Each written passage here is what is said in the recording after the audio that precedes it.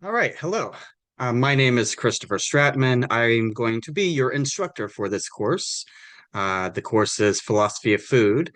And what I want to do in this video is just kind of give you a general understanding of what the course is going to be about, what to expect, sort of give you the general goals and expectations for the course, introducing you to that information. So, like I said, the class is on the philosophy of food, but in reality, it's actually an intro to philosophy class in a lot of ways. So, I'll say a little bit more about that here in a minute. But one of the things I want you to do here in the first week for Module 1 is to take a look at the video and the reading called What is Philosophy? It's short, but I think it's like very helpful, very clarificatory to give you a sense of what kinds of questions we're going to be interested in. What sort of issues and topics are we going to address? So, for instance, one way to understand what we mean by philosophy is the way that Plato, introduced this term, thousands of years ago. Plato introduced the term philosophy, meaning the love of wisdom, right? Philo, meaning love in Greek, and Sophia, meaning wisdom in Greek. So Plato was using this term philosophy to distinguish the love of wisdom from other folks who were known as sophists, who practiced sophistry. These were like lawyers at the time, who were using reason and argument to basically win the argument and get paid, right? But Plato was interested in something different. Plato was interested in looking at reason and argument and how reason and argument can be used to get at a deeper truth, some sort of fundamental way of understanding our reality, what we might call wisdom or understanding. And even someone like Aristotle, who was Plato's student, he told us that wisdom begins in curiosity, asking questions, trying to get a better understanding of the world around us. Some of the other sorts of topics and issues that are commonly associated with philosophy is trying to figure out what the meaning of life is, what is the nature of the good life. And so we can think of the philosophy of food as being directly tied to that. Think about what diet is, right? The word diet comes from the Greek word diasia. I'm not sure if I'm pronouncing that right, but diasia is understood in the Greek as a way of life or the way of life. So here, our term diet can be understood in terms of having a specific kind of life or a specific way of living, right? So, these sort of ideas are directly tied to some of the basic fundamental questions that are asked in an introduction to philosophy class, like what is the meaning of life? What is it to have a good life? So I think that this class is really going to kind of introduce different philosophical ideas and important philosophical questions, philosophy as a particular kind of methodology, and doing so in terms of the framework of food as this kind of way of living, diasia as a kind of way of life.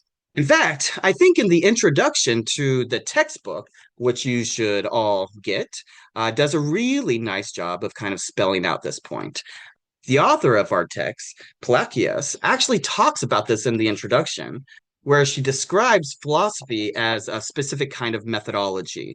In that regard, then, philosophy is not merely a subject matter. I mean, it is in a sense, but philosophy as a subject matter covers so many different topics.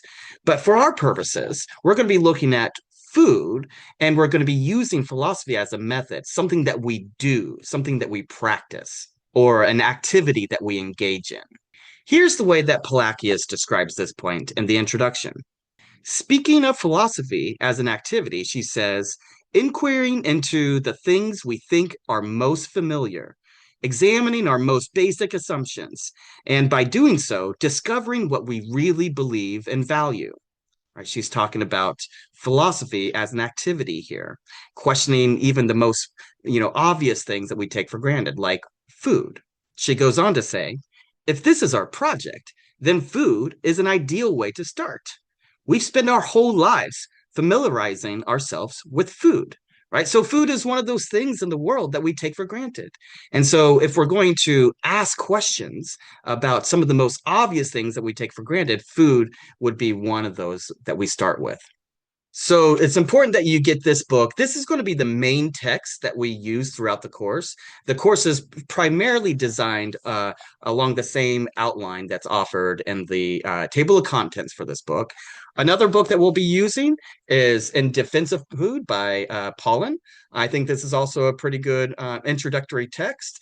Pollan is a really well-known author. In the past, I've used The Omnivore's Dilemma, also written by Pollan, but this is much thicker, much denser. I'll have a few readings from this text, which you can take a look at in the schedule of readings. But to accompany Placius, we're going to primarily use this shorter, much easier to digest book by Pollan called In Defense of Food. And I'll say more about that here in a second. The other thing that I want to mention quickly is that I'm taking a specifically analytic approach to this class. There's lots of different ways of doing philosophy. For instance, there's a continental sort of take on different questions and issues, or we could think about things in terms of like existentialism. But for my purpose, for the purpose of this class, we're going to be using analytics tools and goals and values. That's primarily because that's the way I was trained, and that's the way that our authors are approaching the topic. So now that I kind of addressed all of those basic, clarificatory issues with regard to the class, I also want to kind of go through some of the main things that we're going to discuss. So the first few weeks, the first few modules, we're going to be looking at some traditional questions that get raised as it relates to food. So these are questions that are oftentimes associated with metaphysics or ontology. Specifically, we're going to ask questions about the nature of food. What is it that we're talking about when we're talking about food? Like, what is the essence of food per se? We'll also look into questions about the epistemology and knowledge of food. How do we understand what food is? The science of food, as well as questions relating to the aesthetics of food, whether or not food counts as art. From there, we'll then move on to ethical questions, specifically questions about the ethics of eating animals, factory farming, maybe a defense of omnivorism, and certainly questions relating to the environment and agriculture. At that point, roughly about halfway through the semester, we'll start turning our focus towards questions about diet and food technology, questions relating to freedom versus paternalism, right? Should the government tell us what we should eat? Is the government, in some sense, responsible for what the public diet is, what counts as a good diet? And we'll look at questions relating to global and local justice, questions about food deserts. So these sort of social and political issues that are tied to the philosophy of food as well. And then at the end of the semester, we're going to spend a couple of weeks looking specifically at Pollan's kind of bumper sticker slogan that goes like this. When we're talking about diet, he says that we should eat food, not too much, and mostly plants. Right. So we need to kind of unpack what that means. What does Pollan mean by food? Is he thinking about things purely in terms of the nutrition that we take into our bodies, or does he mean something different by food? Is he thinking about the cultural and social dynamics that are involved with food? And then when he says not too much, is he referring to calories, or is he referring to literally the amount of substance that we intake? And then when he says mostly plants, we might question, like, all right, well, what if by eating certain plants, this gives me a lot of indigestion, or maybe I'm somebody who maybe I'm not getting enough protein if I'm eating almost only plants. So I think there's important objections that might be raised to what Pollan is saying there too. So we'll look at those issues and questions at the end of the semester. Now, finally, I want to spend just a few moments here kind of giving you an understanding of how to navigate the course. In Canvas, you should start with Start Here, right? That will give you kind of an overview of the different technological aspects of the course, what you should pay attention to, as well as how to navigate each module. But essentially what it amounts to is each week you'll have a module for that week. In that module, you'll have specific readings, either from one of these two textbooks or there may be other PDFs that I put online, especially when we get into the ethics of eating animals and some of those issues. They don't come up as directly in the textbook, and so I want to use some actual primary sources in order to discuss those issues. So you'll find those in each module. You'll find the required readings, and roughly speaking, you'll have anywhere between 20 to 40 pages per week. Sometimes much less, but never really more than maybe 35 or 40 pages at the most for each week. So you'll do the required readings, and then in each module, there are also required video lectures. Or I might also supplement those with some other resources, maybe some interviews that Pelagius has given or that Pollen has given, or some other, helpful information, maybe like a TED Talk or something.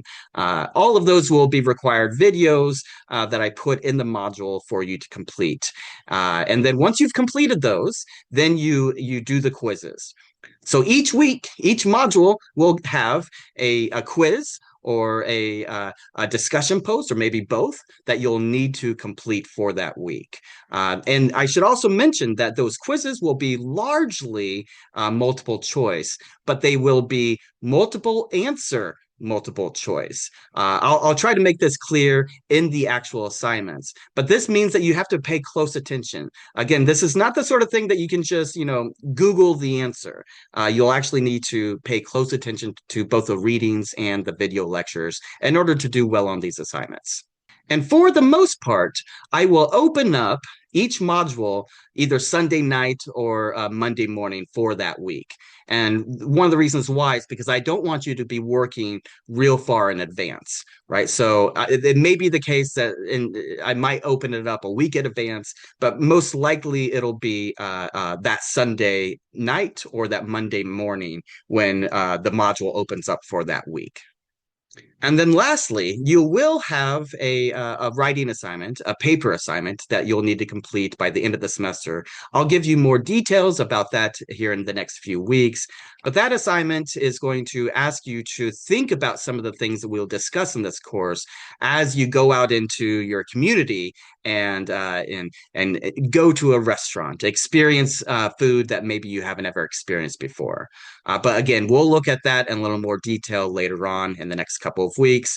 And then finally, you will have a comprehensive final that's going to be completed online. You'll have as much time as you want to complete it, and that will be due during the finals week. So that's just a quick romp through what this course is going to be like to give you an idea of what to expect. Of course, if you have any questions, you have anything that you want to bring up or talk about, please feel free to email me, let me know, and we can talk about those questions or issues in more detail.